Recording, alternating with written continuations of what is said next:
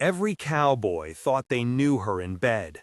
The whisper in the saloon had the soft cruelty of cheap sermon. But Emma Richardson kept her secrets under her shirt and under her breath, where no man's idle talk could reach them. A shot rang out over the plains that morning, sharp as a snapped bone, and the sound seemed to startle the world into remembering how thin it all was. Dust rose in a pale cloud from the lane and settled like ash over the roof of what had once been a house that could be called a home. Inside, the pantry door hung on one hinge. The kettle on the stove had been taken down days ago, its black belly cold. Emma stood at the hearth with her hands dry from washing and knotted from work, the lines at the base of her thumb mapped by the same seams that ran across the children's small palms. She had been 7 months a widow. The fever had come and taken Thomas in the stretch between winter and the first shove of spring. It took him in the old way, slow, with a hollowing made of coughs and whispered prayers, leaving a silence that filled the cabin more completely than any fireplace could. Emma remembered the night he died as a place in her bones. She could picture the blanket beneath his chin, the way his jaw had relaxed at last, and the small, stubborn breath he took when she laid a hand over his chest. The children's faces had grown thin then. Sarah's cheeks looked like the inside of a seed. Jacob's eyes round as the buttons Emma had sewn onto his shirts. There were practical things to do first. The pantry had a single jar of dried beans and a handful of hardtack she had hid after the fever spread. She packed a small sack, 2 shirts for Jacob, a bonnet for Sarah, the silver thimble Thomas had given her for their 3rd anniversary tucked into a scrap of oilcloth. Emma wrapped Thomas's pocket watch in a scrap of flannel and slid it into the lining of her skirt where it would rest near her heart. The watch was stopped at the hour Thomas had died. She wound it twice and set it face down on her chest before she stepped into the morning that smelled of cold iron and new mud. She did not like to beg. Pride sat in her like a small, sharp stone. Yet the Reverend Walsh had a way, the sort a man who'd spent a lifetime offering steady words gained, of asking without making you feel like a beggar. He had been kind before, fingers calloused from house visits, voice low as he read from a thin Bible. Emma thought of his parsonage, a roof that didn't sag, a hearth where a kettle always sang. She thought of Sweetwater Junction, half a day's ride down the dried creek bed, where the bank ledger often held a line for church aid when a widow came by. The town might not have much, but it had a reverend who knew the names of those who deserved help. The children slept, briefly. Emma raised their thin blankets, kissed fingertips, and lifted them into the wagon. Jacob's small thumb found the seam at his collar as if searching for an old map. Sarah blinked awake and, when she saw their preparations, tightened her lips, a small woman grown overnight. Emma trudged the lane, the wagon creaking beneath an old yoke, the axle whining as if in complaint. The plains stretched flat and merciless around them, and the sun drew a line of heat on every horizon. They met the stage at Sweetwater Junction by midday. The town was a quarter of clapboard and mud, a single main street that curved like a question. Men leaned against its boards, caps in hands, measuring the day by the turning of horses.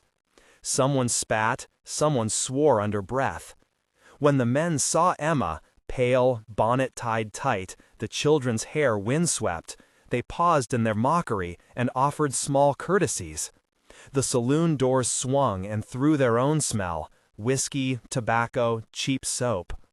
On a bench by the post, a ripple of talk passed like wind through leaves. The whisper reached Emma as clean as any arrow. Every cowboy thought they knew her in bed. Emma did not let the sound go near her. There were other things to listen to. Reverend Walsh's careful step at the parsonage, the drawer that held the church's small fund, the coin that clinked in his palm like tiny stalled thunder. The Reverend took her by the shoulders with a kindness that didn't pity, and he looked at the children as if they were his own parish, which he nearly had. He spoke quietly to her of rations and a credit line for winter wood.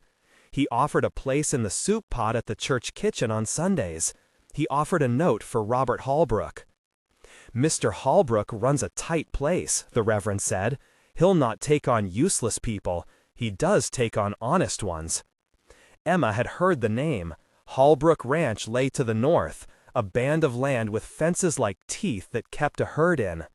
Robert Holbrook was a man who kept his ledger with the same care he did his fences. To Emma, honest work had a smell she could breathe: hay, iron, the sweat of a man who'd not given up on living. She took Reverend Walsh's note like an answer to a prayer she had not spoken aloud. They left Sweetwater at dusk. The road back cut across scrub and chokecherry. The wagon rolled with a steady complaint, and the children slept curled against her. Emma hummed a low tune Thomas had whistled in the fields when the plow lay right. It was a defense against the whispering men and their easy judgments. The plains were wide and offered no refuge from weather, but they did carry the sky like a great patient witness. When the moon rose thin and white, she pinched a piece of bread and pressed it into the hands of her sleeping children, tasting it herself only after they had. They arrived at the Holbrook gate under a sky full of hard, indifferent stars. The ranch house was large in the way of things built to weather storms. 2 stories, wide porch, windows that kept their glass in frames with the stubbornness of age. Robert Holbrook stood on the porch with his coat buttoned against the night. The house threw warm light out like an invitation. A lantern swayed by the doorway, and inside, the smell of stew and Latin oil met them. Holbrook's eyes were a pale thing. He measured people the way a man measured horses, by the steadiness they held. He looked at Emma, then at the bulging sack, then at the children, and his mouth tightened in consideration. "We've a hand shortage and a winter coming," he said. "There's milk to carry and fences to mend. We don't take charity let by pity. You'll do honest work. That's the offer." Emma could have cried then, and she did not. She felt the urge like a tide, but she gathered it into her hands and let it be something else: determination. She said, "Thank you. I'll do the work." The first weeks at Holbrook were a language of small labors. Emma learned the timing of the cook stove, the way a lid hissed when the fire was right. She folded sheets with a nurse's care, learned to mend shirts with a seam that stayed true, and when morning came early and the corral demanded it, she learned to feed a foal with a bottle and to steady a cow in labor. She had an old midwife steadiness that surprised even herself. The children found a kind of safety in the new routines. Sarah collected eggs with the coop's hen and learned the names of the orchard trees like a litany: apple, pear, plum. Jacob chased hens and tried to throw a rope that had come from a different life. Preston Quincy first came in on a rain-smeared morning, when both the smell of wet hay and the more particular scent of someone who'd slept outdoors filled the yard. He carried himself as if he had room enough inside his body for the road, long-limbed, with a jaw the color of old leather and hands that had known ropes and knives and the pressure of reins. He was not a man to speak much at first. He had the sort of silence that was not absence, but a kind of listening. He arrived after the cattle drive had left, his horse making a mud path into the yard. The men at Holbrook were quick with an appraisal. Preston was a man who could swing a saddle and fix a fence with the same hand. He offered his help where it was needed: the roof that leaked over the granary, the fence post that had rotted. Robert Holbrook watched the exchange with a faint approval that might have been gratitude. He had a way of letting good hands find work. Emma noticed him by the way he watched the children from the corner of his eyes, as if judging them for kindness. When he spoke to her, the words were small and plain, not meant to impress. He asked if she needed a hand with the garden plot at the back of the house. She had not yet cleared the patch. The soil near the fence was stubborn, full of roots and the ghost of last year's crops. Rain had been rare that season, The soil was hard, and the weeds had stuck like old promises. "Can use a plow, if you can spare it," Preston said, hauling the plow as if it were a thing he'd brought up from his rib cage. Emma accepted. There was something in the way he set to work without spectacle that felt like company rather than attention. He worked beside her, shoulder to shoulder, and the first day they turned the earth together, they found a piece of unspent hope, a buried potato, shriveled but alive. It was a small, private victory. They laughed, two adults who had not really laughed in a way that belonged to them in a long time. The laugh made the children look up and run across the dirt, pockets full of stones they had decided were treasure. The men at Hallbrook respected Preston without explanation. The ranch hands had a language of nods and measured questions. They spared him the idle gossip that the saloon men enjoyed. Preston carried a past in the way a man carries old blankets, folded, not displayed, but always there. He had been a rider in the war, which he never used as a badge, and there were lines around his eyes that came from too much sun and the long watchfulness of a man who slept with one ear on the world. Emma found herself watching him the way one watches a cook put spices to a pot, for the small, precise differences that make a thing taste right. When he tightened a brace on the post, his hand closed around the hammer like a promise. When he hummed under his breath as he worked, it was a tune she did not know, but which fit the land. Their conversations were not at once about the things people write songs about. There were evenings when he spoke of seeds, of when to prune the apple tree, of the way the river ran when there had been snow in the hills. They spoke like people learning to measure the same thing with the same stick. In the small chores, the courtship moved slow as sap and sure as a ring of light spreading from embers. Emma found herself setting an extra kettle, making a bowl of stew a little deeper. Preston, in turn, left extra flour on the table, or he'd bring a hare he'd shot and hang it outside the back door where she could find it before the dogs did. Still, there was the whispering day in town. Words travel in a saloon the way wind finds a crack. Men bent to their cups and told stories of the widow with the stoic face and the small children who kept to the shadows. They thought they knew where a widow slept, where her grief made her soft or hard, and what that might mean. Emma heard it sometimes from the kitchen window, the muffled laugh or the drawl that treated sorrow like a story to be retailed. She kept the watch of the children and the quiet of the night, and kept Thomas's watch sewn in place over her heart like an amulet. What Preston did not know at first was the promise Emma had made as Thomas's breath grew thin. She would survive by all honest means, and she would not remarry until she could be sure her children had a roof that did not leak and beds that did not sag. It was less a vow, perhaps, than a measure she set for herself, a way to count each tomorrow as a responsibility. The men's talk in the saloon could say whatever it pleased. The secret Emma carried was quieter and more exacting. The watch, the thimble, the scrap of Thomas's shirt she had kept to pinch between her fingers on nights when the cold pressed in. Preston saw the watch one evening when he came back late from the ridge with a bandaged hand. He stood on the porch, and Emma was weaving yarn from a wool scrap for Sarah's mittens. The light from the stove caught the silver rim of the watch by conjuring a small, stubborn flare. He did not ask about it then. He mended her fence post without talk, and the next day, when he came to carry buckets, his fingers brushed the thimble as she stirred. He only nodded then, eyes soft, a small, contained understanding moving in him like fresh water. There were nights when Emma would wake with a start, the house full of a remembered fever's heat, looking for the steadiness of Thomas's shoulder. The children slept close. Their small chests rose and fell, ordinary and miraculous. Preston would sometimes be outside, walking the fence, and Emma would watch him through the window, the silhouette of his body cut against the lamplight. She felt the world moving toward him and away from the man she had loved. Guilt visited like an uninvited guest, sharp, quick, and she learned to be honest with herself. To be true to Thomas did not mean to imprison herself or her children in a past that denied them bread. When a storm came that fall, it came like a thing from the old stories, sudden and fierce.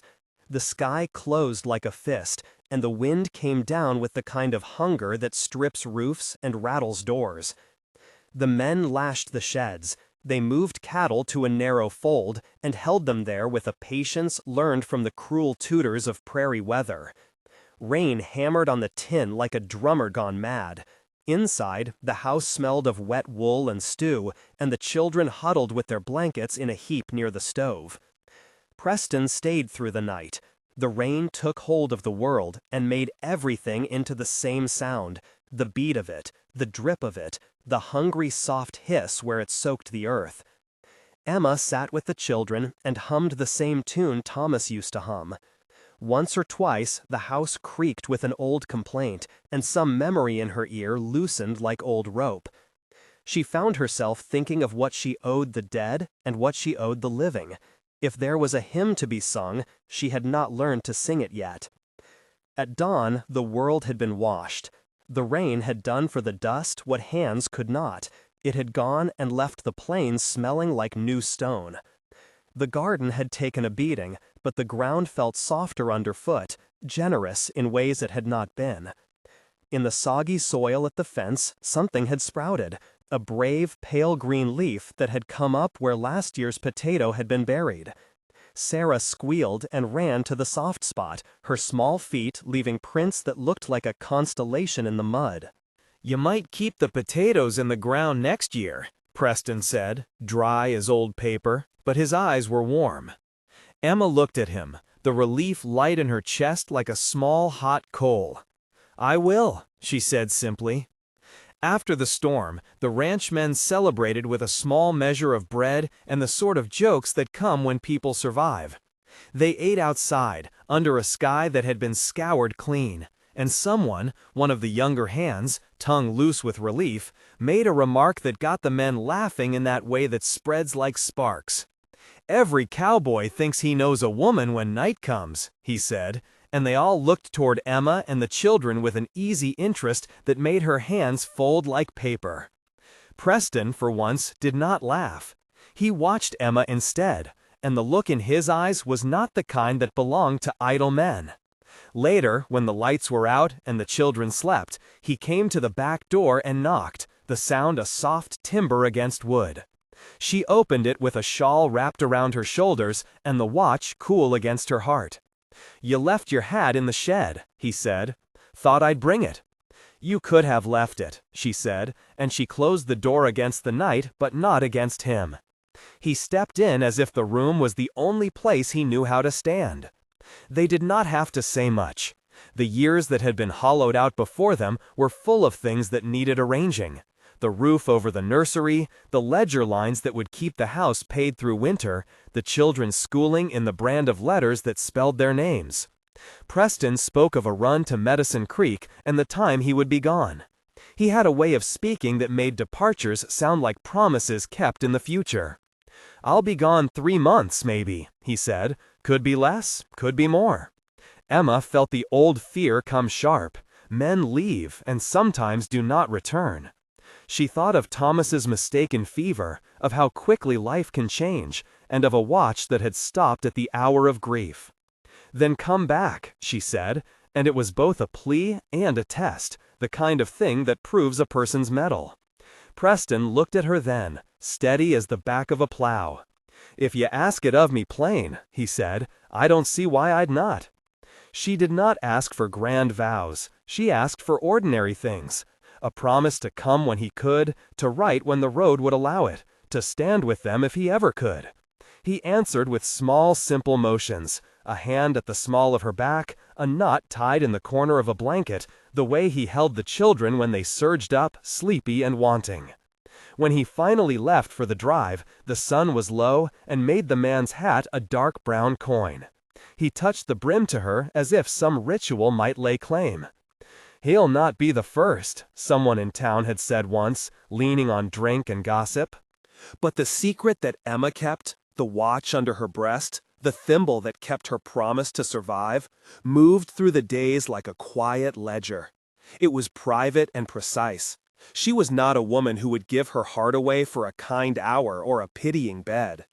She was someone who would take bread, who would fight frost and mend seams, and who watched the children sleep like a sentinel. When Preston's horse finally left the range and the wagon rolled away with his things, Emma stood on the porch and watched the dust swallow him in the distance until he was nothing more than a pinprick in the wide. The wagon's creak was a small, sad sound. She thought of all the men who had judged, and of how their opinions could be as empty as the gutters. She had a secret, not a thing of scandal, but of faithfulness. The things she kept close were not for show, and the vows she had made to the dead were not meant to be shackles, but measures. That night she sewed by the lamplight. The watch ticked, now set to run, though the hour it pointed at would always be a hollow memory, a map to the man she had loved. She stitched Jacob's shirt and mended Sarah's bonnet, and, in the dark between stitches, she whispered the name of Preston like a benediction she had not yet learned to say aloud. When the stage returned with another letter from the road, a small, plain line folded and sealed with horse oil, Emma cut it with careful fingers. Preston's handwriting was a neat, practical thing. He wrote of the campfire light and the long nights, of the cows moving like slow ideas across the land, and at the end, in a small, sure hand, he wrote, "Tell the children I saw stars new as tin tonight." He drew a little smudge where his hand had brushed the letter, and then wrote his name. She pressed the paper to her lips, and then hid it in the watch's flannel wrap. Secrets need a place, and hers slept where her heart kept time. The men who had once felt they knew her had not accounted for such small, stubborn faiths. They mistook a widow's solitude for an invitation. They could not see the little lit things she carried, the coin of the thimble, the scrap of wedding linen, the promise to put bread on the table. They could not know that her nights in bed held prayers and charts and the slow mending of a life. Winter crept sooner than any of them expected. The first frost came with a white edge on the apple leaves, and the creek grew a skin, glass thin and pale. At Hallbrook, the work turned inward. There were calves to tend, larders to fatten, fires to keep. Preston returned once the snow had set and stayed, and each time he came, there was a small, private easing inside Emma. He had the look of a man who wanted to be useful, and he kept being useful. He carried wood into the shed and put a hand on Jacob's small shoulder with a steadiness that matched the way he drove a stake or read the wind. She pressed the paper to her lips and then hid it in the watch's flannel wrap. Secrets need a place, and hers slept where her heart kept time. The men who had once felt they knew her had not accounted for such small, stubborn faiths. They mistook a widow's solitude for an invitation. They could not see the little lit things she carried, the coin of the thimble, the scrap of wedding linen, the promise to put bread on the table. They could not know that her nights in bed held prayers and charts and the slow mending of a life. Winter crept sooner than any of them expected. The first frost came with a white edge on the apple leaves, and the creek grew a skin, glass thin and pale. At Hallbrook, the work turned inward. There were calves to tend, larders to fatten, fires to keep. Preston returned once the snow had set and stayed, and each time he came, there was a small, private easing inside Emma. He had the look of a man who wanted to be useful, and he kept being useful. He carried wood into the shed and put a hand on Jacob's small shoulder with a steadiness that matched the way he drove a stake or read the wind. Preston and Emma found a quiet rhythm that matched the beating of the watch. When the child was born, not in thunder or in song, but in the low, honest grit of the kitchen, with Reverend Walsh there to say a few words, and Robert Hallbrook nodding like a pillar, it felt as if the land itself exhaled. The men who once spoke careless things sat in the corners of saloons and lowered their voices when they spoke of Hallbrook. Some apologized without naming apology, some brought eggs as tokens. Emma only smiled and nodded, a woman who had learned the value of small mercies. The secret she had carried had not been the kind to scandalize. It had been the kind that kept a life honest and made room for love that was both respectful and real. On a warm night in late summer, Emma stood on the porch with a child at her hip and another riding Preston's shoulders. The stars burned like old coins, and the watch, now set to run and keep the time of the house, ticked against her chest. Preston wound the last string of the porch light, and Robert Holbrook leaned on his cane with an expression that was almost gentle. "I reckon you were more right than any of us had thought," Holbrook said with a rough laugh. "You kept your head and the house, and a man wise enough to see it." Preston kissed Emma's temple there, and the children made a small music of their own on the steps. The world had not become a kinder place by miracle. It had been made so by the slow, steady work of hands that would not give up. From the distance of the saloon, a voice might still have said, with that old arrogance, "Every cowboy thought they knew her in bed."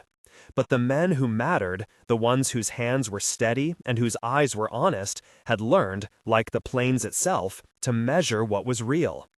Emma had not been what the rumors had promised. She had been more complicated, more faithful, and more brave than anyone's whisper. Her secret had been not a scandal, but a quiet covenant, a life rebuilt, a heart open enough to love again, and a small, bright future held like a child beneath an old, patient sky.